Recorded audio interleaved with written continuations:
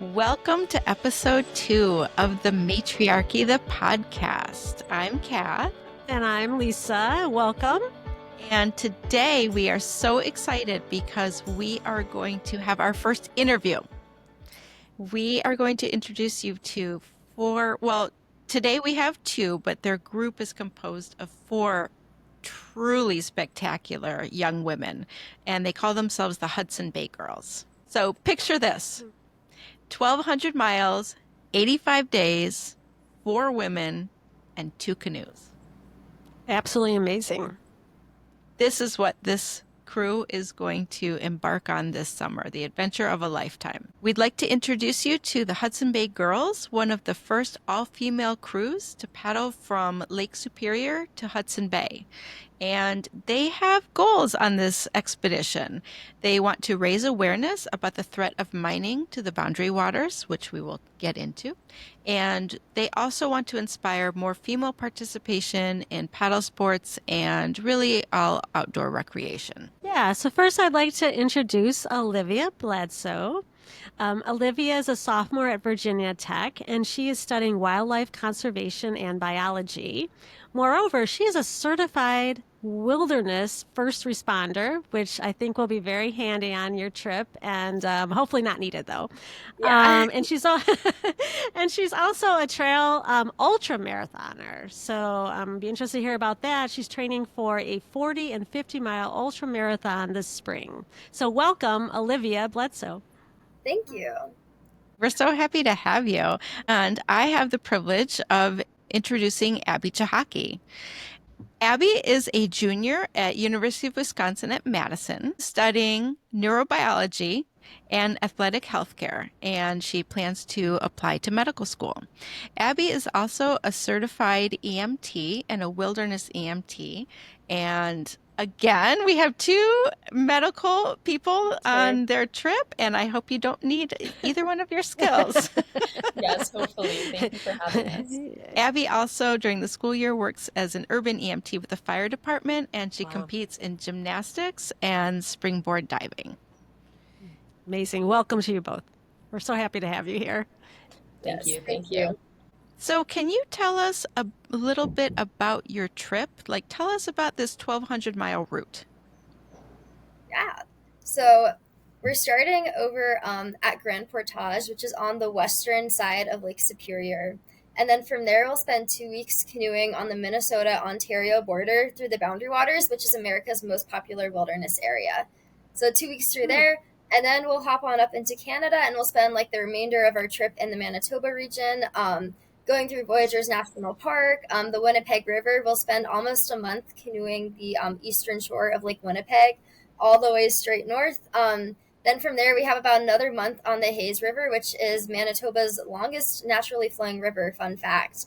And then the last few days will be in polar bear territory, and then we'll pop out right at the confluence of the Hayes River and Hudson Bay, right at York Factory.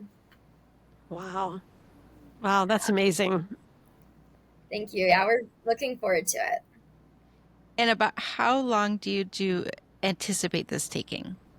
Yeah, so we think it's going to take around 85 days, weather permitting. We've kind of broken it up into sections. So we have the Boundary Waters and we have Lake Winnipeg. And we have an estimated idea of how long it's going to take based on mileage and previous people who've done the routes. But there is still that unknown factor of weather and fire and should something happen. So we do have some buffers in there. Yeah. Just for some perspective for our audience listening, 1,200 miles, which they are doing by land and by canoe, is about the same as driving from Michigan to Disney World in Florida. Yeah. Yes. What? That's in 85 days. So I guess I have a question just of the practicality of that. So how do you bring enough food for 85 days on canoes? That's such an amazing question. And the first time that we started thinking about this, I was like, oh crap, that's impossible. There's no way. Yeah. So we're taking a book out of Through Hikers. So people who do the Appalachian Trail, the Pacific Crest Trail, Continental Divide Trail, Yep. and they ship their food ahead of time, and they Oh. paddle up and they find towns. Well, they walk, but we'll paddle up and find towns that have a post office or someone on Facebook or like a hotel who's willing to let us ship our food there, and then we'll go and pick it up. That's fair. So that like adds a whole new layer to this adventure, right? Definitely does. Absolutely. Yeah, Yeah. our first resupply will be a paddle out resupply, and the Boundary Waters about a week into our trip.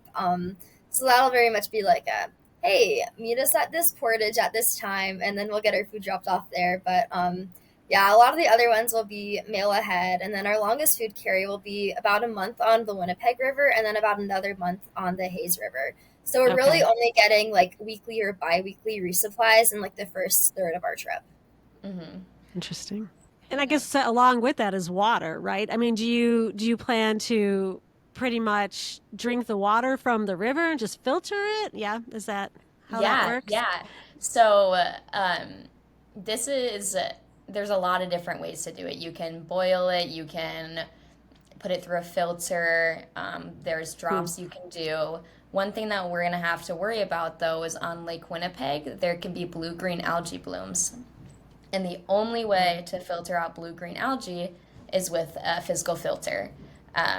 So we'll be bringing along a multitude of different ways to filter out our water, but that will include physical filters. Yeah, for sure. Excellent. Sounds like you guys you've thought it all out, which is amazing. So, Well, Lisa, I have to jump in here because, spoiler alert, Abby is my niece. And it's very exciting. I've been watching Abby do these amazing adventures since she was little, and we'll get into that. But I just happened to be visiting her family and my sister. I got to give a big shout out to my sister Elena because I walked into the tail end of this enormous dehydration of food process. It was the whirring of the machine, like your dad said the day I was there. He's like, I think that's the first time I haven't heard this in months. So tell the audience, it's hard to describe the amount of work and effort that went into how you prepared the food in advance. Yeah, yeah. So by some grace of God, me and Olivia's parents are just recently retired. And so my parents have been doing a lot of dehydrating meals. So think like astronaut food, right? You dehydrate it, then you get to camp, you pour it all in a pot and add some water and mix it up.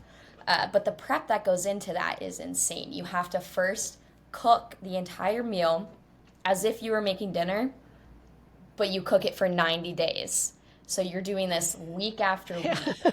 And then for 4 you spread it people. all out. For 4 and you have people. to Yeah. hydrate it all.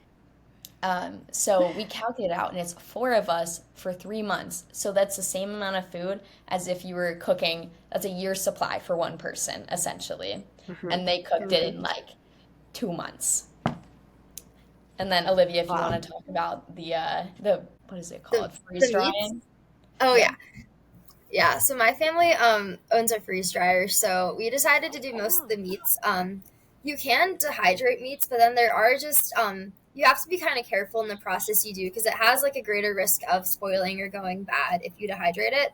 So for the freeze dried meats, it's kind of similar to the dehydration process. You just cook it to completion. I believe for freeze drying, you don't even need to necessarily cook your food ahead of time, but we chose to cook it. Cook it, throw it in the freeze dryer, and what that does is it gets really cold, freezes your food, and then it vaporizes out all of the water from inside your food, and then you end up with perfectly dried preserved meat when you're done.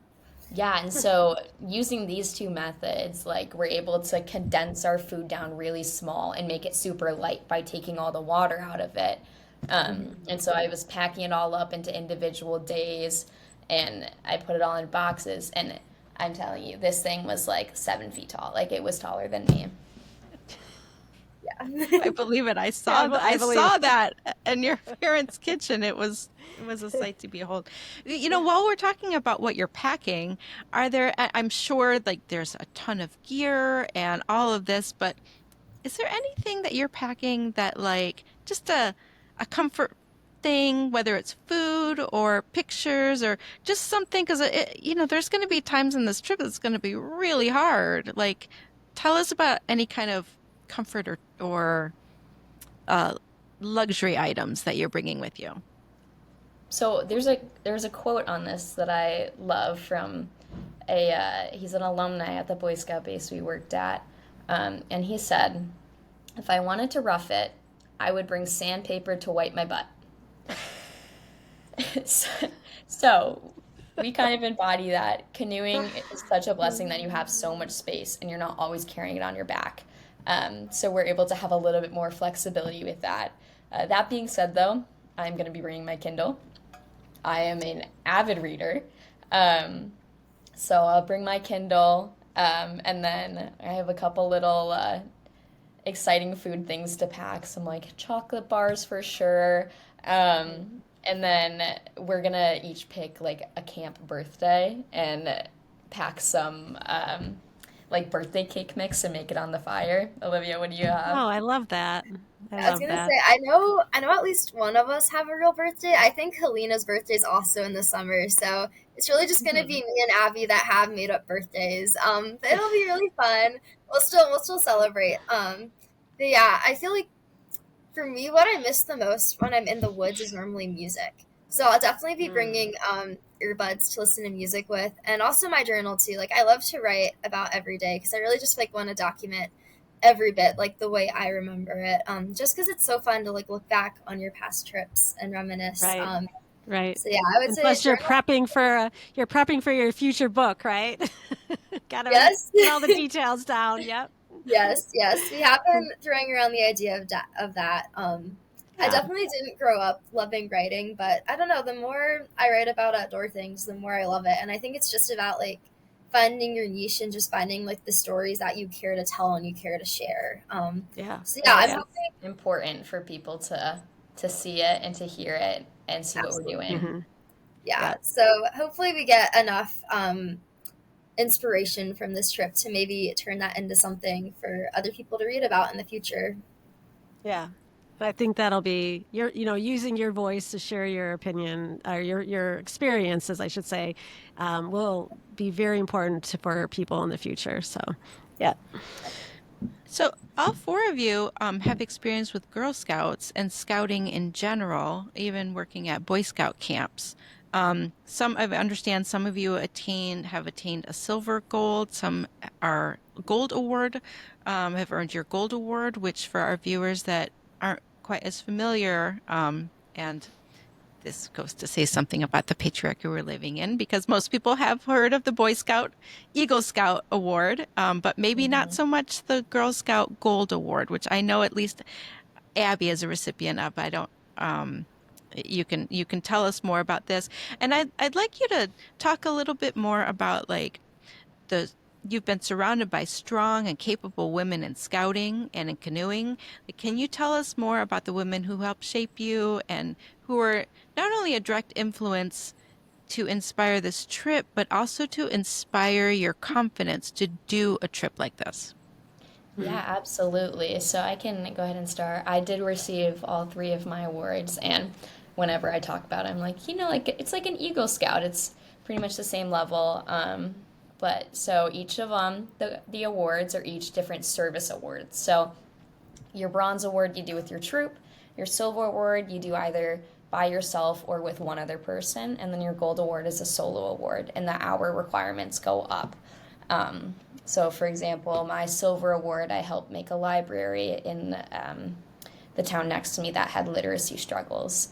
And then for my gold award, I helped to renovate part of a homeless shelter to make it more welcoming Wow. and added games and books and all the things. So, kind of, it's all about engaging with your local community. And I honestly don't think I would be the person today without my Girl Scout leader from Michigan. Her name is Elizabeth Vogelweed. We all called her Frogster. Um, and she has been such an influential person in my life. I moved around a lot as a kid. I've lived in 5 or 6 different states, but the one thing that was always with me was Girl Scouts. And moving to Michigan, moved there in middle school. I was a new kid.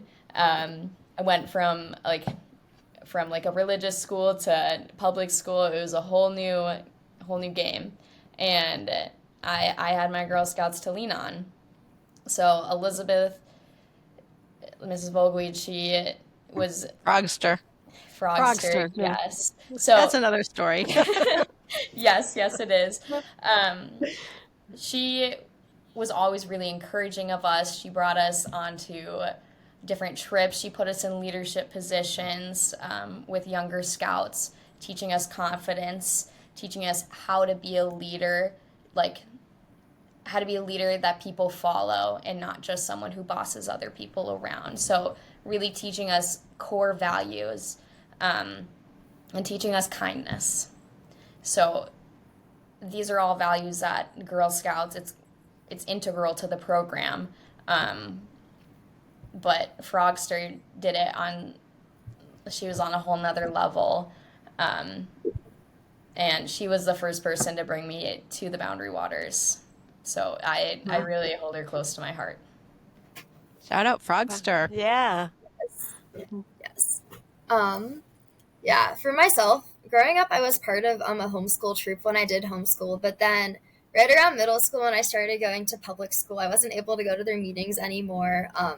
So that's unfortunately when my troop experience ended. But then when I was 14 years old, right before I went into high school, I did a 7-day canoe trip with the Northern Lakes Canoe Base. And that was just so empowering because it was my first backcountry experience. Week in the wilderness, little 14-year-old me carrying a 75-pound canoe, and just being in a group of girls with our leaders that were women just inspired me so much, and it made me realize that there was nothing I couldn't do at all, and I just felt so empowered and so invincible that whole trip. And we just we were all strangers before, but we formed just such a close and such a healthy group dynamic that it made me really that was the first time I ever had been in an all girl group before that was just truly amazing like that. So yeah, that really inspired me, and I don't know, I draw inspiration from a lot of female adventurers, I would say. I believe Anne Bancroft actually used to do Girl Scouts, but she's a polar explorer, and she was one of the first women to ever cross Antarctica by foot, which is so amazing. But I draw a bunch of inspiration from her, and then Helen Thaler as well. I believe she was about 40 years old, and this was in the 90s, and she was the first woman to walk solo all the way to the magnetic North Pole by herself. And the end of that trip was wild. She got hit by an ice storm when she was a week out from the pole. Got hit in the face with a massive chunk of ice, bleeding gash. Her right eye was swollen shut. She only had one eye, and her sled was unzipped, so she lost everything except a bag of nuts. And she had this one sled dog that she just picked up north because there's polar bear up there, and the polar she had to fire her flare gun and then her firearm at them multiple times to protect herself. So it was just her, a dog, a bag of nuts, and they still had a week to go to reach the pole, and then they had a few more days after that to hike out to where the plane could actually get them because there was no possible extraction at that point. So I don't know, I just think hearing about these women that truly have inspiring and wild adventures, just it makes you realize that if you want to do something, there's nothing you can't do. And although they might be a little bit hidden, there are just so many women out there that have already done incredible things that you can just draw inspiration from. Yeah, I think it's really important to have mentors when you're in this space. Anne Bancroft mentored Natalie Warren, was kind of her expedition mentor. Natalie Warren has been a super big help to us planning this trip. So we really do want to give back to the community, show girls that it's okay to be strong, and you can do anything that you put your mind to.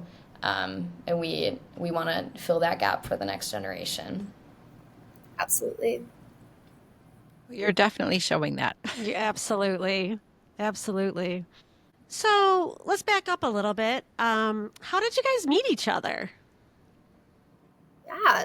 So we met each other as co-guides at the Northern Lakes Canoe Base. So I did my first trip there back in 2019, and I kind of came back every summer, like on trips as a guide in training, and then eventually to guide. Then Abby did her very first canoe trip up there as well back in 2022 with her troop. Like they saved up their cookie money to go and everything. And we ended up leading two Canadian canoe trips up there in the Quetico. So we did a 17 and then a 10-day trip together, and we just became really good friends from there. And a few months ago, I had read Hudson Bay Bound by Natalie Lauren, and I would not shut up about a Hudson Bay trip to her. And yeah, then eventually she read that book as well, and then she decided that like she wanted to do the expedition with us. Like, I think we can do this.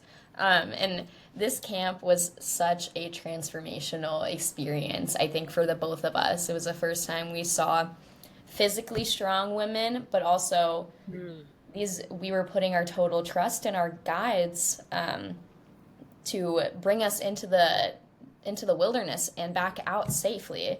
And so not only were they strong physically, but they also had such incredible leadership.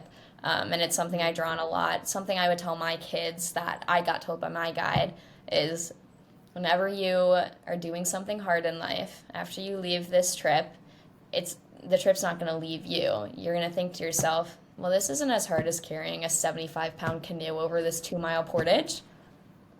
It's Or not as eight hard as mile this. portage. Or So a portage is when you put all of your backpacks and canoes on your back, and it's kind of like a hiking trail between two lakes. So they can be steep, they can be slippery. Sometimes you're waist deep in a beaver stream or moose muck, and you're like stuck in there trying to trudge through. So they can be pretty rudimentary. They're natural trails, and that mindset of I'm strong, I can do this, I've carried a canoe is so important, and it's something I hold to this day. Of I've done hard things, I can do hard things, like it's hard and I can do it. yeah, yeah, that's a perfect way to Absolutely. say it. That's amazing. Yeah. Yeah, it's definitely that and in there that matters. Like, is this Hmm. maybe one of the hardest things I've ever done? Yes. Like, and I've got it. And that's something that we taught our participants to on our trips was like we come to a challenge, and like I feel like the best way to approach it, especially with like new paddlers and people who have never even heard of a portage before, is you just have to hype them up. You have to make them realize that like they are capable, but then you also have to give them that space to say like you've got this, but like if you feel like it's too much or if you need a minute, like we're a group too and we've got you. Like you've got this and Yeah. we've got your back as well. Mhm. Because it's at the end of the day, it's about trying new things, challenging yourself, but then also just like coming at that with a group behind you to support you and step in when you need. And what we would find a lot of the times is it was more of like a mental barrier. You would get, Hmm. they'd put on their back and they'd go, I can't do this. This is too heavy. Like, take it off me right now. And we'd be like, you can do it. Just take one more step. And like, before they know it, they're at the other end of the portage and they're like, holy crap. Like, I just carried a canoe for a quarter mile and I didn't think I could take a step. So it's truly an empowering experience. Yeah. Yeah, And that, absolutely. as you mentioned, like taking that forever into your life, this idea that it's probably is a mental barrier. And you do just need to do that next step and the next step, and you can accomplish just so much. So, this is amazing, wonderful experience. Olivia, thank you so much for joining us. We wish you all the best, not only on this trip, but in your college experience and all how you're inspiring generations ahead of you. Thank Yeah. you. And I Yeah, can't wait to read that book. thank you. All right. Thank you. Nice meeting you. Thank you, Bye. Olivia. So, Abby, we are a podcast to inspire and uplift women. And I've heard you say that one of your goals is to finish this trip all still friends. Tell me more about that. How do you Yes. how do you how do you maintain such a positive environment, That is Yeah, such a and the fantastic. wisdom that you're showing, just even stating that's wonderful. So that just shows Yeah, a yeah. lot of wisdom here. So actually, I recently took a class called Positive Psychology. And I was like, oh, like, whatever, this will be an easy A. But honestly, the stuff I learned in that class was amazing. It's essentially like how to be happy, how to maintain a positive well being, a positive outlook on life. And we're bringing some of that into our trip. So um, you kind of have to, yes, you have to look forward and you have to think, okay, like, our goal is to finish. But our goal is really to go on this journey to transform ourselves, like to show that we can do hard things. Um, and so some of the things we're doing to like keep that positive outlook is doing like reflective practices. So like a rosebud thorn, if you've heard of that. So a rose is like the highlight of your day. A bud is something you're looking forward to, and a thorn is you're Hmm, kind of saying something I like that that. did not go the way you wanted it to, accepting it, talking about it, Hmm, and moving past it. So you're not I having like these that. things like kind of build up.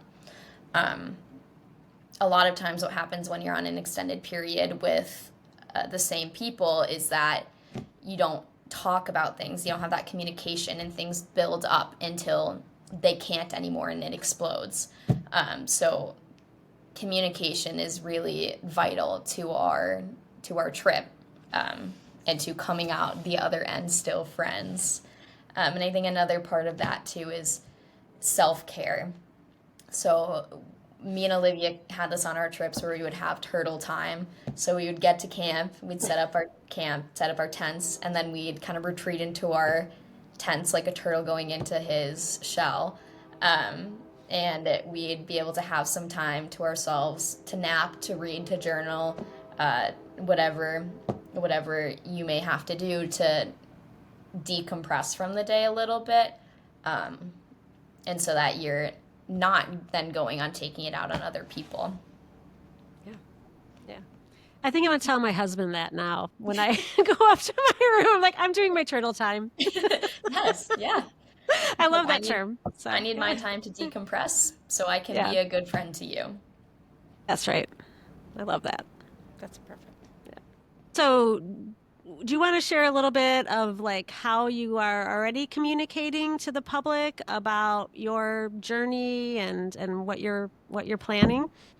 Yeah, so obviously me and Olivia have gone on various trips together, and we kind of know how each other work.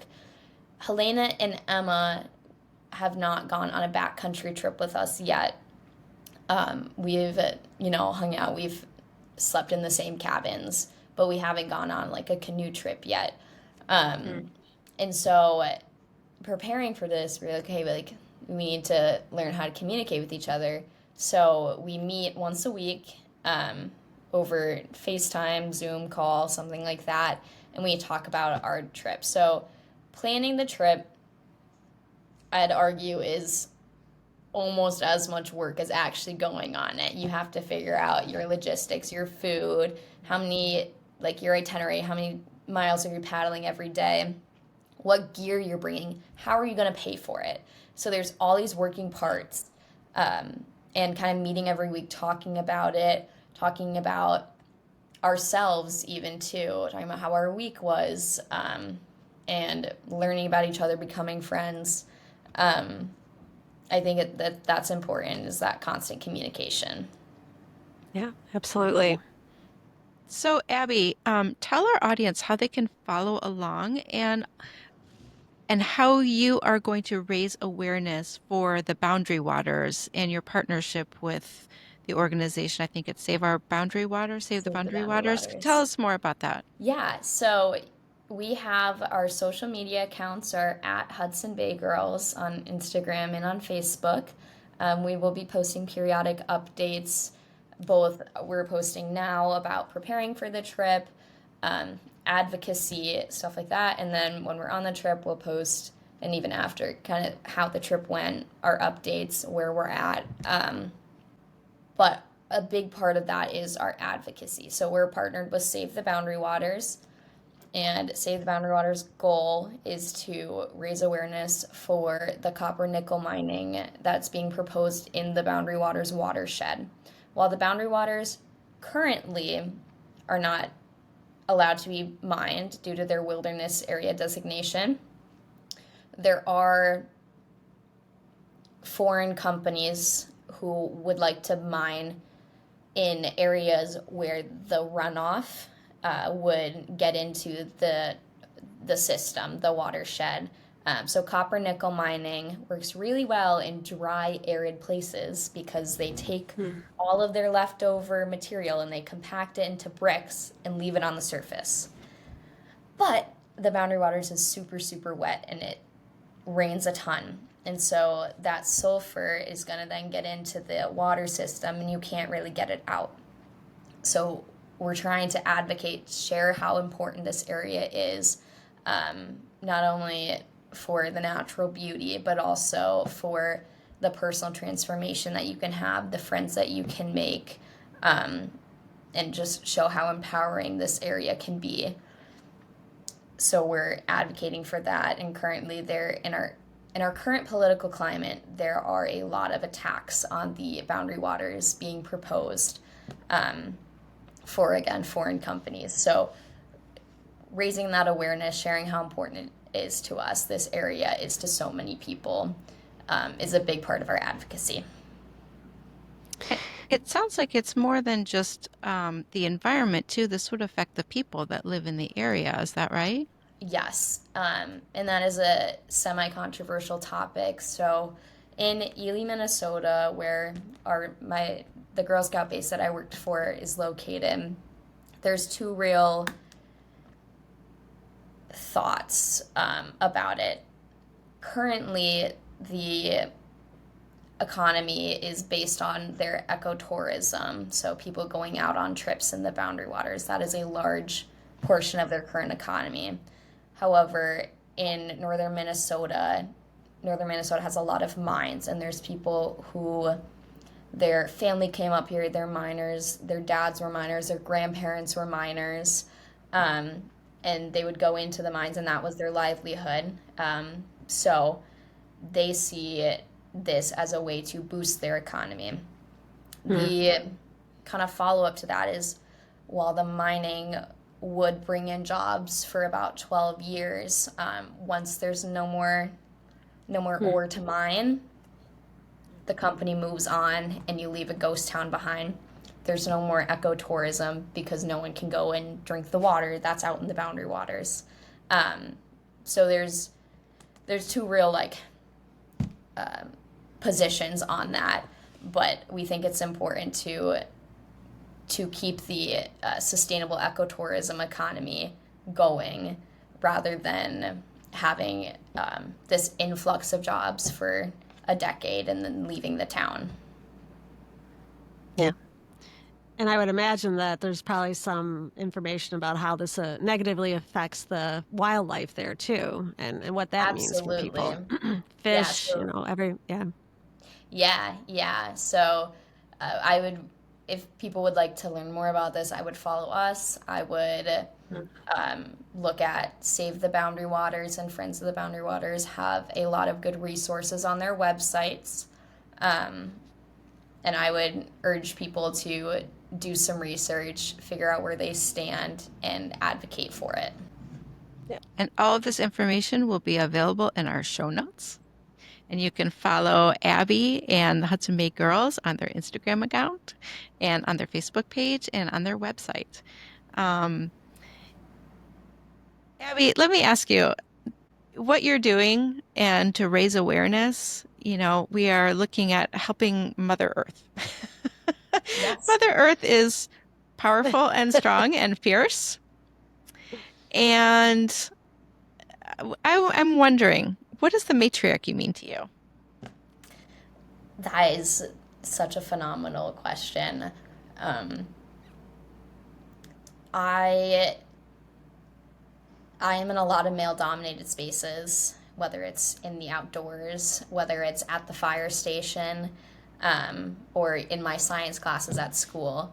To me, the matriarchy is all about, it's not about putting men down. I think that's a common misconception. The matriarchy is all about empowering women to step into their own, to show the world what they're capable for, to set examples for future generations of women, to take those opportunities, take them by the horn, um, and really show everyone what we're capable of, show ourselves what we're capable of as women. Perfect. I love that. Thank you. That was I wonderful. love that. If our viewers would like to follow the Hudson Bay Girls, they also have a GoFundMe page. So you can follow their adventures and live vicariously through these four amazing women. You can learn more about Abby, Olivia, Emma, and Helena. Um, and maybe we'll get to talk to you in August when you guys are back. Absolutely. That would be We great. would love that. We'll have a lot of good stories. Yeah. Can't wait to hear them. So, Thank you. thank you so much for joining us today on our first official interview. So, we appreciate you. We appreciate Olivia, and can't wait to have you back. So, Of course. Thank you so much. all right. Thank you, Take care. Abby. Thank you. Bye. It was bye. They are something. Oh my gosh. Yeah, that was absolutely amazing. Um, I'm always impressed by young women who are already so so self-possessed, so, confident, and they already know what they want to do and what they are capable of, even though I know they're still learning, but so great. And I love the connection to Girl Scouts, being that I was a former Girl Scout leader, and it was just that is a very important program, and I love how they both came from that program. So amazing. Yeah, they were four extraordinary women. I'm so glad we got to talk to two of them. Yeah. I'm so proud of them. Even the preparation before the trip. And women like this really give me a lot of hope for the future. Me too. Not only are they strong and confident, but like you said, Lisa, they are self-aware, and that goes such a long way. And the way they have mentally prepared for this trip is inspiring. It is. It is. And I mean, my impression was they've thought of every detail, and that's phenomenal. I can't wait to follow them on their trip, and they were the absolutely perfect first guest for for our new show here, the Matriarchy. I mean, I think they absolutely represent what the matriarchy is, and how women can do anything and be anyone, and are strong and are capable, and but we still love the opposite sex. But we need to make sure that that all of the women that we interact with, have the ability to meet their full potential, and I feel like these young women really represented that. I couldn't agree with you more. And to our audience, I would like to say thank you for joining us on our new adventure. Yeah. Welcome to our community and welcome to the Matriarchy. Welcome and thank you.